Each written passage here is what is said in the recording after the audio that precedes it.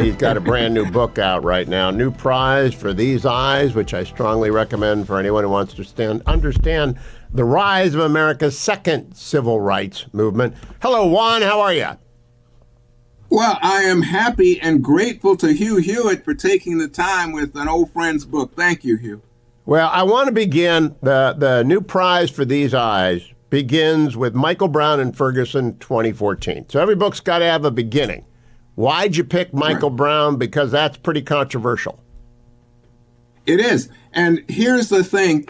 It really is about Barack Obama, the first black president, who gave a speech 10 years earlier in 2004 at the Democratic National Convention, in which he said, we're not a black America, white America, Latino, Asian. We are the United States of America. We're one country.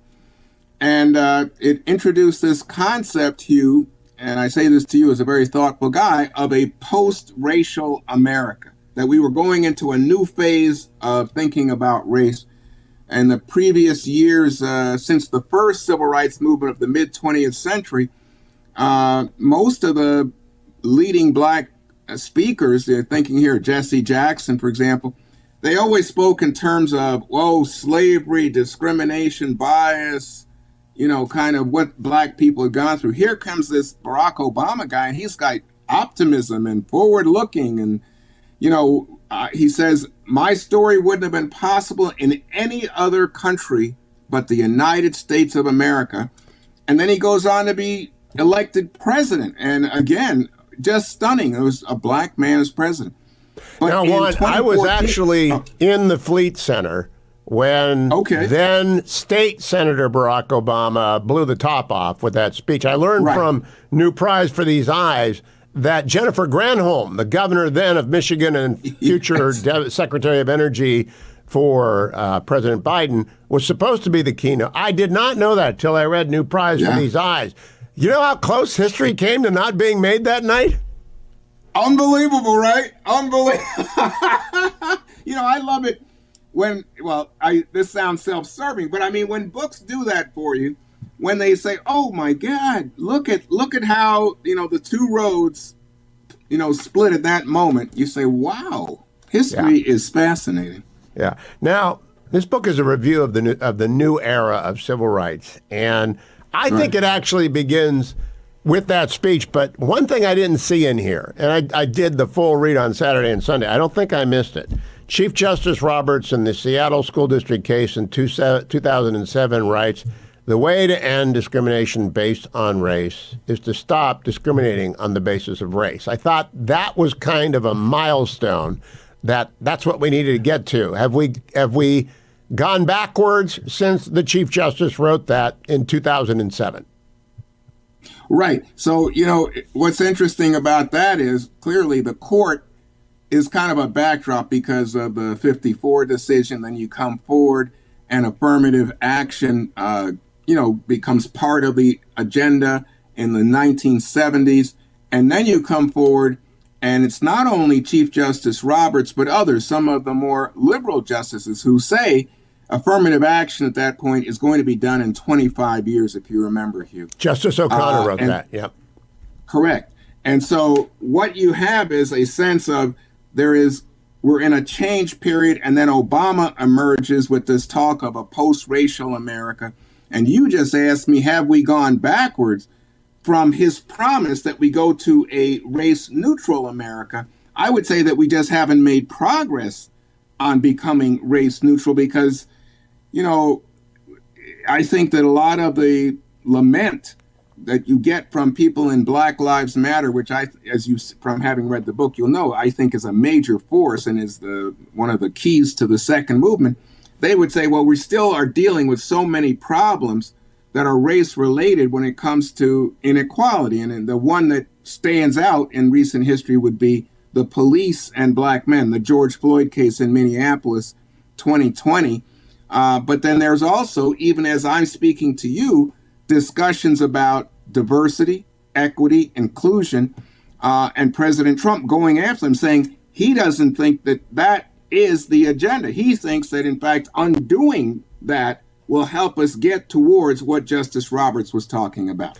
And we're going to come right back from break because Juan and I always get along, but we don't always agree. And we disagree on some things in this book. So don't go anywhere, America. I'm coming right back with Juan Williams' brand new book, New Prize for These Eyes, in bookstores and at Amazon.com. It'll be on the hashtag, or it'll be in my YouTube channel as well. So go and find it there if you missed part of this interview. Stay tuned.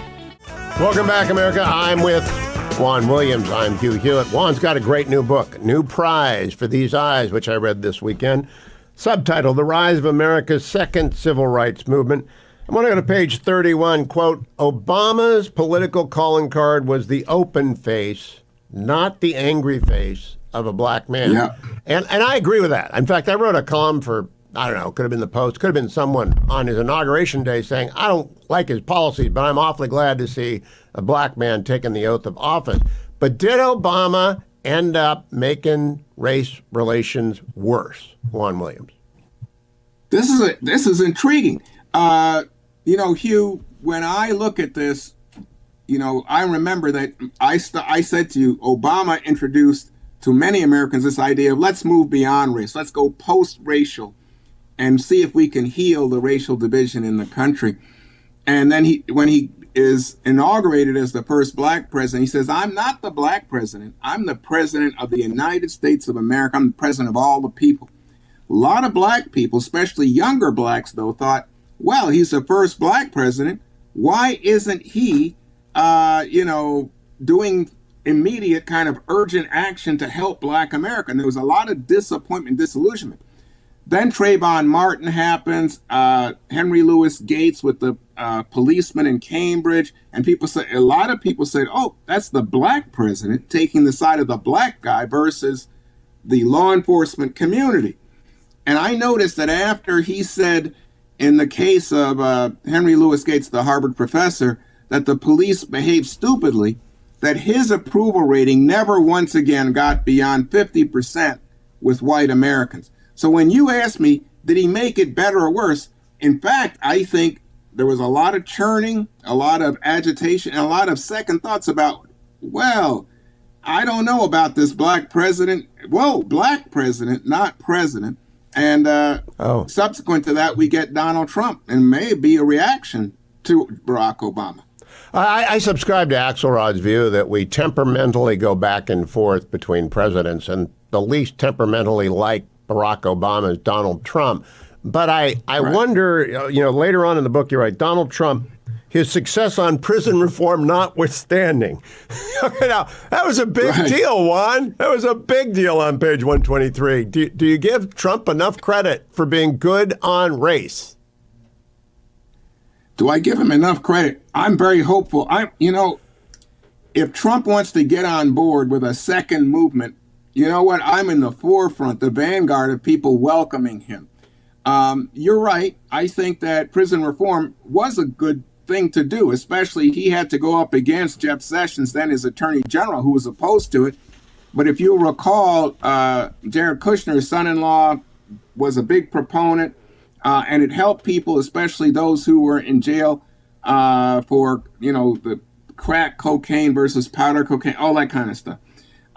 But on the bigger issue, I go back to your earlier question about Obama, Hugh. I think that when you start thinking about things like Charlottesville and, extremist sort of white militia groups that emerged during that period and the whole notion of replacement theory, I find it very disquieting and upsetting. But I think it's important that we understand that just as Make America Great Again and Trump are really significant forces in American life, Black Lives Matter and the whole push on what people perceive to be police brutality, but then subsequently came to diversity, equity, inclusion, is also a powerful force. And I think Trump is in the midst of this. And I wish, as I said to you, I would be greeting him at the door if he wants to get involved in doing more progressive things on the race relations front. Now, I want my audience to know that if they buy New Prize for These Eyes, they're going to get a very fair assessment of every major incident, beginning with, of course, Michael Brown, but also Eric Garner. We're also going to go through the Black Lives Matter movement and George Floyd and everything. But I'm not in total agreement with Juan. I want to lay this out here. I thought the 1619 Project, which you correctly note, was not without its detractors, was deeply flawed. And I also think that Black Lives Matter started out well, but it cratered with credibility issues on their financial transparency. You're kind of very, very transparent about that. Do you think they... I was hoping you'd give me credit, because I think I'm pretty critical of their lack of transparency, even their corruption. Yes, you are. And so that leads me to... Let's get my big argument with you out of the way, then we'll come back to the little argument. A new Confederate movement. Hillary Clinton, on this radio and then now television program, told me that her maximum number of white supremacists in the United States was 600,000. That's less than 1% of the country. Is there really a new Confederate movement, Juan? A new Confederate movement? Well, obviously, if you have a Confederate flag being carried through the Capitol of the United States on January 6, 2021, something's going on. But I think that there is, Hugh, I would put it to you this way. There's a lot of nostalgia about white majority and dominance in terms of American culture in this country. And when you think about things like the Oath Keepers, the Proud Boys, that's really evidence of them playing a role.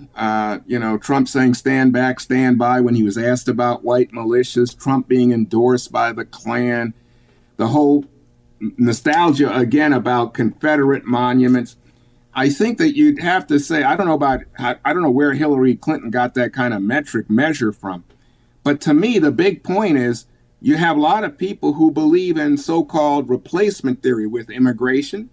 They say, they're bringing these people in because they're going to vote Democratic or something like that. Hopefully not eat their pets. And then you also have people who say, you know what? We don't let the Jews replace us. Remember, they were marching with the tiki. Oh, the whole Charlottesville thing. We got to go to a break here, Juan. I want to talk to you more about Charlottesville after I give you a hard time in the next segment. So we got 2 more segments, but you're right that Charlottesville was awful, but I got to give you a hard time about a couple of things. Don't go anywhere, America. Welcome back. I'm with Juan Williams. If you want to get an extra burst of Juan, I'm going to keep him around for a few minutes after this last segment. And today, I just wanted to hit you up on page 85, Juan. When you say you're talking about Kate Steinle and her murder, and quote, conservative talk radio told the story of her murder as proof of the need to put more federal agents on the nation's southern border, close quote. I have never, ever mentioned that lady and her death and her murder on the, conservative talk radio is a big, broad, sweeping thing. Juan, you got to be careful there. You're right. My apology. But I will tell you that conservative talk radio, Hugh Hewitt at the vanguard of this, is a powerful force in American society going back to Rush Limbaugh, Hugh. Yes. And I don't, when I say it's in broad sweep, because there's so many strong voices that come to America as conservative talk radio, and I can go through them, but you're involved here, and if you didn't do it, I apologize. All right. I was just gigging you because I know that that's something that is shorthand for some people. Let's talk about Christopher Rufo, who's been a guest on my show. I loved his book, America's Cultural Revolution. I think he provided the architecture for the rollback of DEI. Do you admire him or are you worried about him? I worry because it's so powerful. And at the moment, with President Trump winning a second term, President Trump is basically acting on Christopher Rufo's agenda. Oh, yes. And I don't think that there is an agenda that is so far-reaching that does not deserve some scrutiny and some second thoughts. For example, we just saw Pete Hegseth win confirmation, I should say, to be Secretary of Defense. And he has been hell on wheels about DEI in the military. Let's stop and think about this for a second. In fact, the military has been a prime example of how we've made progress on race in America, and it's done it through merit. You have got to be good at your job and move forward. The issue is not quotas or putting people in positions they're not ready to execute. The issue had been one of people being denied opportunity on the basis of race. That's the sad history. And now, what am I reading? I'm reading, Hugh, just this weekend, that the Air Force is no longer going to teach about the Tuskegee Airmen, young black people who came to fight in a segregated unit during World War II. And I think, A, the Tuskegee Airmen are heroes. B, I don't think the Air Force Academy was well-intentioned there. I think that's called over-compliance in order to create controversy, because they're not going to do that. I think whoever was running the DEI office at the Air Force Academy is mad that they're losing their job or getting demoted or something. I'm going to come back for one more segment with Juan, which you can hear on the YouTube channel or on the podcast today. I am back now with Juan Williams' special segment on New Prize for These Eyes. And I really do recommend everyone read this because it is a very detailed account of the civil rights movement's second phase, which really began with the election of President Obama, but there are some precursors about that. And I said before I went to break, Juan, the key line here for me is, the truth is civil rights activism is never finished. And I agree with that, but let's talk about that. I teach con law. I've been teaching con law since 1995. And I teach them we have finally gotten to the promised land in the courts. You may not award benefits or inflict penalties based on race, religion, gender, ethnic origin, country of origin, all that stuff. This Supreme Court is going to hammer down on that. Are you happy about that? Because the DEI EO put a stake through the heart of DEI. Well, so here's the thing. I think that you shouldn't be rewarding or awarding anything on the basis of race, gender, ethnicity, all that. Do I think that we are done, and this comes to how you introduced the segment, Hugh, do I think we're done with some of the damage that was done to our country by what some call original sin? And I'm here referring to slavery, but then coming forward, Civil War, the most costly war in our history in terms of human life, coming through Reconstruction, backlash, legal segregation, lynching, all that. It seems to me, I'm reminded of what President Johnson said in 1965 when they were passing the Voting Rights Act. He said, we can pass this act, but there is so much yet to be done to repair the damage of the past and the context currently that acts to retard the progress of Black Americans. And to me, we are still engaged in that process. So when the court says you can't give anybody anything because of race, I say, amen. But if you say to me, oh, you know what? We have people in our country who have been held back and we're no longer holding them back. And we're going to look for ways to encourage their progress, because this is about merit and meritocracy. And this is about achievement and rewarding achievement. I say amen to that. But apparently the court thinks that these two cannot coexist, and they get a disagreement from me. Well, we'd have a long conversation. I got to throw a fact at you, Juan. I had a tutor in college, so we're talking 1975 to 1978. He was the government tutor in my house at Harvard, and he was a Black intellectual who you will know, Alan Keyes. Oh, and I learned early on. I do know him. Oh, he is so smart. He is so smart. Right. Sometimes lacks breaks, but he lost to Barack Obama in the Senate race, right? When then State Senator Obama became United States Senator Obama and then became President Obama. Alan Keyes lost to him. And I've always known if you go with merit, color falls away, gender falls away. But do you think we are using merit when DEI is around? Sure, because look, here's the thing. This is, again, and Hugh, I want to just come over and love you up because I want to say it's not a conversation. I think this is what you believe, that it has acted to discriminate against whites or against people who have achieved great things. And they say, oh, well, yeah, you're great, but we got to get a Black guy in here. We got to get a woman in here.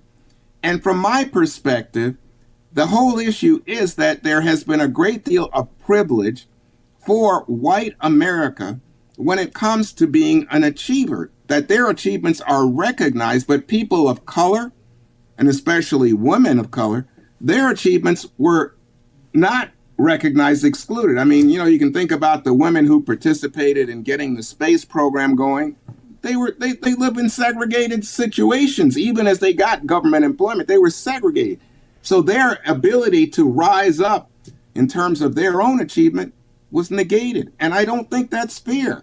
So I'm going to give you the last word, but I want to throw the toughest curveball at you. Got it. Anglos do have advantages which are systemic. It's because if you come out of a two-parent family and they're middle class in America, there's a geographical quota. I got into Harvard under the geography quota. You know, I was from Ohio and a National Merit Scholar, so come on in.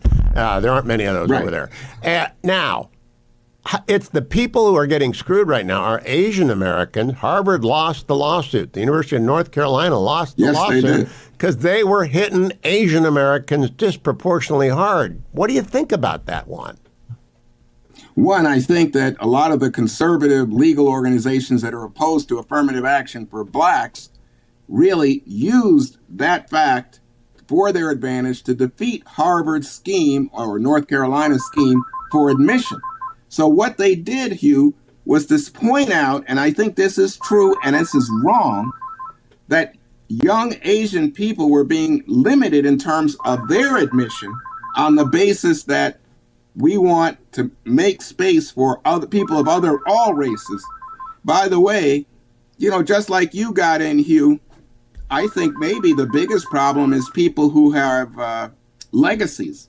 You know, the children of people who have previously attended the school, children of the rich, that kind of thing, big donors to the university. And again, there's a racial element to who has the money, who previously attended the school when it may have been segregated or not completely segregated, but when there was no emphasis on the demographic reality that America is more of a melting pot than it's ever been. Here we are in 2025. You're right about legacies. I wasn't a legacy, so I can bash on legacies, but it ought not to be a burden. I don't want to burden legacies, meaning people whose parents went to a university or a college or anywhere. I don't want to burden them with the sins of the American founding, which were many and detailed. No. But I do want to burden you with the title of another great book. And I should tell people, and we got 1 minute, Juan. You wrote The Eyes on the Prize, I don't know how many years ago. It's like the defining book of the civil rights movement. How satisfactory is it to put the bookend book on that shelf? Well, Hugh, you're a young fella. I'm 70 years old now. I wrote that book almost 40 years ago, Hugh Hewitt. Wow. And, you know, you are such a friend to have me on today because, you know, for me, it does feel like a bookend. You got it. And to me, it's important that people keep their eyes open or, you know, eyes on the prize. But thank you, Hugh, for taking the time. New prize for these eyes. It's a great new book. Juan's a friend, and you'll enjoy it. You'll be provoked by it, and you'll agree with a lot of it, and you'll learn stuff like Jennifer Granholm. Thank you, Juan. Press on with your book tour. Thank you, Hugh.